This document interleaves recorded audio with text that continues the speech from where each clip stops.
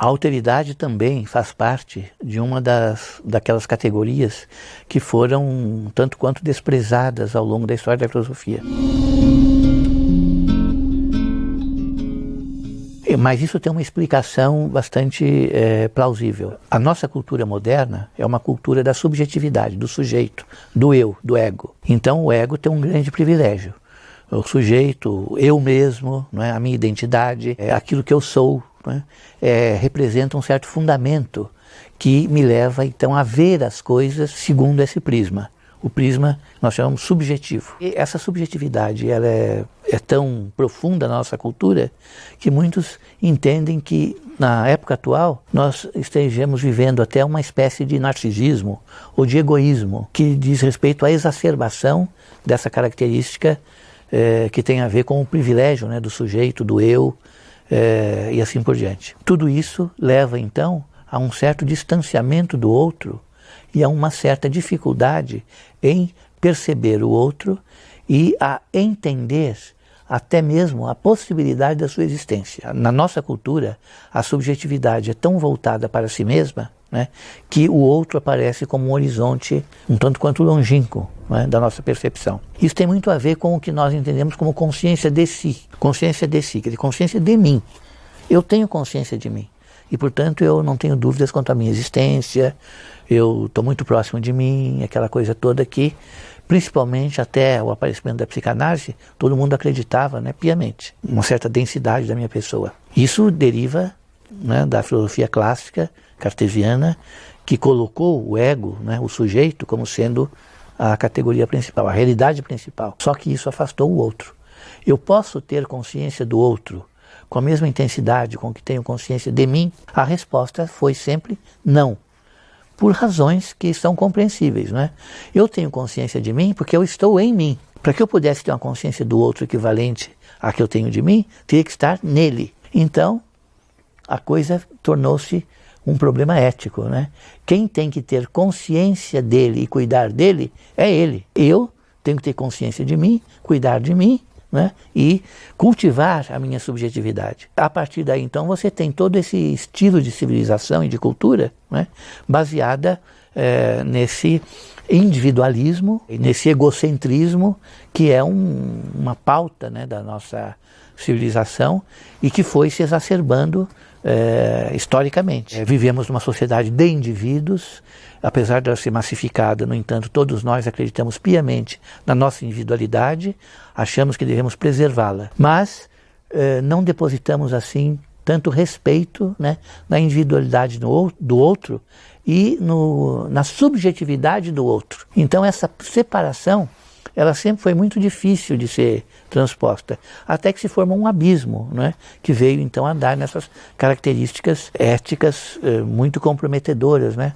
da civilização que nós vivemos hoje. Se você pensa, por exemplo, que 6 milhões de judeus foram mortos, né, durante o nazismo, porque eram considerados seres inferiores, né, então você tem essa manifestação exacerbada, né, da comparação entre aquilo que eu sou, um ser humano pleno, e aquilo que o outro é, que não atingiu ainda uma certa humanidade digna de respeito. Todo tipo de discriminação, né, contra os negros, contra outras raças, contra outras nacionalidades, contra pessoas de outras religiões, de outros credos, né, no sentido de afirmar, então, a minha plena humanidade, né, e a humanidade relativa do outro. Né?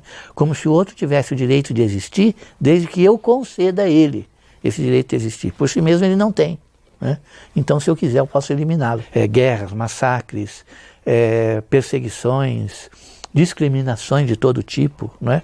Tudo isso vem do quê? Do privilégio do eu, né? Eu, meu grupo, minha nacionalidade, né? Meu país, tudo está englobado no eu. Depois de que essa atitude causou uma série de experiências históricas catastróficas, né, a filosofia começou a se preocupar com isso, começou a rever essas categorias, né, e tentando então fazer a seguinte pergunta: por que eu tenho que constituir o significado do outro? Por que ele é alguma coisa para mim, a ponto de ele pode nem representar nada para mim? Por que não vamos então tentar inverter essas posições? Por que não entender que é o outro que me constitui como eu mesmo? E assim, desse ponto de vista, eu ficaria devendo ao outro a minha própria existência. E não ele devendo a existência dele a mim. Isso, digamos assim, é algo que está ainda em curso de reflexão, né? Porque vivemos ainda num mundo em que essas categorias ligadas à subjetividade, ao privilégio do eu, ao egocentrismo, elas são muito fortes e muito difíceis de sofrer qualquer tipo de abalo. Elas estão muito arraigadas, né, na cultura, na maneira de ser e nos modos de pensar. Como seria uma ética em que o princípio da moralidade fosse o outro e não eu? Em que ele me constituísse como uma realidade ética e não eu a ele, né? Como seria um mundo em que eu dependesse do outro e não o outro de mim? Essas perguntas todas, que estão ainda em curso de elaboração, né, elas vieram mexer um pouco, né, nessas posições tradicionalmente muito consolidadas, né, a respeito do privilégio do eu, do egocentrismo e assim por diante. Há vários aspectos em que isso é colocado, né? E um dos aspectos que mais tocam a nossa contemporaneidade é a ecologia. A ecologia é uma tentativa de fazer com que eu veja o mundo a partir do outro. Ou seja, o que é que será o mundo daqui a 200 anos se nós continuarmos a explorá-lo dessa forma? Haverá mundo para os outros? Então, se eu penso um pouco nos outros, mesmo naqueles que eu não vou nem sequer conhecer, não é questão de dizer meus filhos e meus netos, não. É gente que está muito mais distante. Se não houver mundo para eles, será que eu não seria o responsável por essa catástrofe? Então, pensando nisso, né, seria o caso então de adquirir uma certa consciência ecológica, né, para o quê? Preservar o mundo para os outros, como se fosse um mandamento ético. É valorizar os outros mais do que a mim mesmo e viver mais em relação aos outros do que a mim mesmo. Ou pelo menos tentar um equilíbrio. Então a ecologia contribuiu muito, né, para que esse tipo de ética fosse apresentado.